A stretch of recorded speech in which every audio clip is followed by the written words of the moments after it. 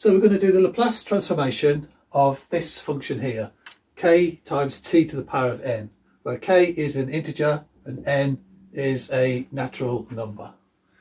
So the Laplace transformation, now this is one of a series of videos I'm doing on Laplace transformations for many different functions, and it helps us to solve differential equations and physics problems and such like. So Laplace transformation. So what we do is we set up our function, and it's got this fancy L here, and inside goes our function that we're doing our transformation.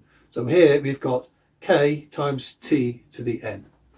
So I'm going to write that in there for now, and that equals our limit as a approaches infinity of an integral. Now all these variables I'm going to explain in a moment. So it's from 0 to a, so that's our a, so it goes from 0 to infinity eventually. And this is the unilateral version of the Laplace transformation as we're starting from 0. And in our integrand we have e to the minus st. Now s is our parameter. So s is parameter. So that's a variable we use. And t is usually a function of time. So t is time. Doesn't have to be time, you can use it as a variable for other reasons, but that's where we start from. And then f of t dt. So whatever our function is, we plug that in there. So this we should be plugging into here. So let's set that up. So this equals the limit as a approaches infinity, 0 to a. Now f of t, I'm going to bring this to the front of this integrand. So k times t to the n, e to the minus st dt. Now that's our setup for our Laplace transformation. So now what we're going to do is to find the integral and then take the limit as a approaches infinity. Okay, so what can we do here? This is looking like a really complex integral here. Integration by parts would certainly be on the cards, but let's see what we can do. So integrating with respect to t, we've got a k here, so we can bring this out to the front as it's just a coefficient, so we can do that. But our t to the n and e to the minus st, that's going to stay. So we're going to need some u substitution. We need to do something with this s and t for sure. So let's set up our next line. So the limit as a approaches infinity, and we're going to bring this k out front. So let's just do that. And 0 to a, t to the n, e to the minus st dt. So our integrand now, we're ready just to concentrate on that. Well, we've got an s and t here, and we've got a t here. So let's do a u substitution, where u is our input for our exponential function. And the minus sign, I'm going to leave that in there. I'm not going to put that in my u sub. So u can equal st. So now I need to take the derivative, so I can replace my dt with du. So du equals, well, the derivative of st with respect to t is just s, and that's dt. So now isolate my dt, I get du over s. Okay, now I've got a t to the n here. N is just another number which is not included in the integration, but t certainly is. So I need to isolate my t here with this u and s. So I've got an input here for my t, because I can't put this t back in. So to get my t on its own, I just divide both sides by s, so I get u over s. Okay, right, let's plug that in. So that equals k times the limit as a approaches infinity, 0 to a. Now if my u is s times t, and I was integrating with respect to t, I'm going to now need to change my parameter here. If t was 0, this would stay as 0. But now if t is a, I've now got s times a in my integrand there. I've got my range of integral s times a. My t to the power of n, I've got u over s. So I'm just going to write that in a bracket. And then e to the minus st is e to the minus u. And my dt is du over s. So now I'm fully in my u world, and s and my n are separate from the integration, they're just variables. Okay, now what have I got here? So I've got an s to the power of minus 1 and an s to the power of minus n, so I can tidy that up. Maybe I could bring that out with my k. My e to the minus u is going to have to stay. So let's just tidy up in the integrand and then maybe we can bring it out. K times the limit as a approaches infinity, 0 to a. Right, so here I've got u to the power of n, so I can put that in. This is just s to the power of minus n, e to the minus u, du, and then this s here, I can divide everything by s. Okay, right, let's clear some space up on the board up the top here, and let's just bring this up there. Okay, so now let's tidy up this integrand. So I've got s to the minus n over s. That just becomes s to the minus and then n plus 1. There's an extra s to take out of there. Then my u to the n will stay in and an e to the minus u will stay inside the integrand. But this I'm going to bring out. So let's bring that out to the front, as that's just going to be a constant. So now I've got k, s to the power of minus n plus 1. So that's what that is. We could also write that as s to the power of minus n minus 1, but I just want to put them both in there nice and neat together. Then I've got e to the minus u in my integral, so let's start that. So now I've got my limit as a approaches infinity, 0 to the s parameter times a, and now I've got a nice neat integrand, e to the minus u du. Okay, now this is looking like a non-elementary integral here, and it's looking very much like the gamma function. Now the gamma function, my integrand, would be something like my parameters here. I would have u to the n minus 1 and e to the minus u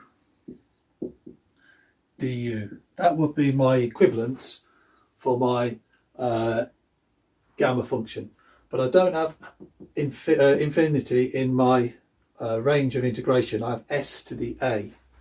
So that is not infinity. It will raise to infinity eventually, but at the moment I've just got s to the a. So this gives us something called the incomplete gamma function.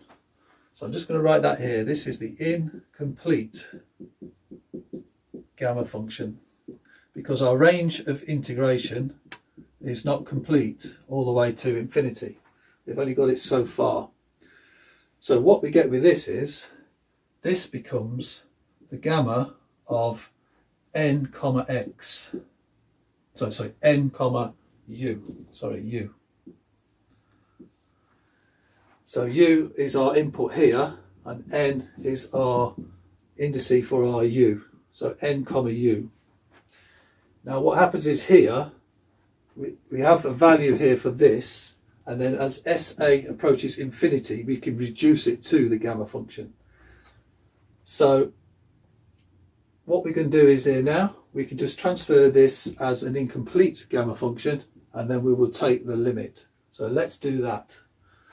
So this now becomes k times s to the minus n plus 1, the limit as a approaches infinity.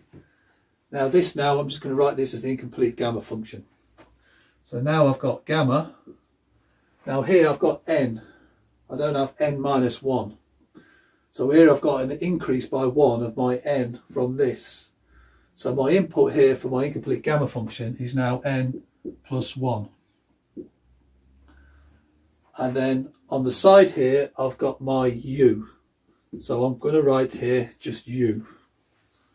So that's where we are so far on the incomplete gamma function. Okay, now I'm just going to take this off the board and then we're going to continue our calculation on this. So now let's deal with our incomplete gamma function and this little bit here. And let's have a look what we can do with the limit. So k, s to the power minus n plus 1, we can rewrite that as that's a negative power of s to the n plus 1. So that's not changed that, we've just rewritten that as something a little bit more readable. Now we've got this limit, so the limit as a approaches infinity. Now a was our range of integration. So now we're going to try and set that to infinity to try and do something with this incomplete gamma function. So now we're going to try and set it as the complete gamma function. Now our input here was u, which is st. Now if we set all of this a to infinity, this will now reduce to just the gamma of n plus 1. So the limit approaches a, this will now equal k over s to the n plus 1, and now gamma n plus 1. Now this now is all in terminology now, that is in elementary language. We can translate this now into a function without the gamma because we know an identity for gamma of n plus 1. So we know that gamma of n plus 1, that's just the same as n factorial. So now we can rewrite this. So now we've got k over s to the n plus 1 times n factorial. So now I can write my n factorial in my numerator. Okay, so now I'm going to take all this integration work off the board. I'm going to give you some examples of what happens when we have certain values for our k and our n. Okay, so now let's put up some examples for our Laplace transformation. So what about if k equals 1 and n equals 1? So then our Laplace will become k, which is to be 1, t to the power of 1, just become the Laplace of t. So now we've got 1 times 1 factorial. So that will just give us a 1. And here we've got s to the power of n plus 1. Well, n is 1, so this is now going to be s to the power of 2. So that's our Laplace transformation of Laplace of t, giving 1 over s squared. Now, our parameter for s, our s has to be greater than 0, because we can't have a 0 in the bottom, and if you've got a minus sign here, that's just going to mess around with our transformation, so we don't want that. And this here, sorry, this will not converge, this will diverge, because our s, if it's minus, this will then become e to a positive number, and then as we all approach infinity here, this will diverge off to infinity. Okay, let's try another example.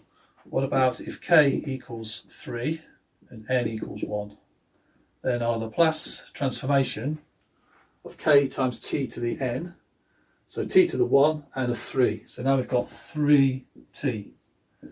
This then equals k times n factorial, so 3 times 1 factorial is 3, and s to the n plus 1, so that's going to give me s squared.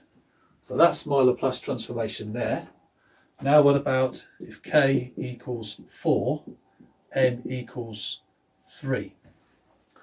So our Laplace transformation input will now be 4 times t cubed. So then that equals 4, in a bracket, and n factorial, so that's 3 factorial. So I need to work this one out. And then s to the n plus 1, so s to the 4. So now that will equal 3 factorial is 6, so that becomes 6 fours 24 over s to the 4. Okay, what about if k equals pi and n equals 6? So let's have a look at that one. So now our Laplace transform will be pi times n t to the n, so that's t to the 6. So then that's going to be, pi will be our coefficient, and then we'll have 6 factorial, and then s to the n plus 1 will give us s to the 7.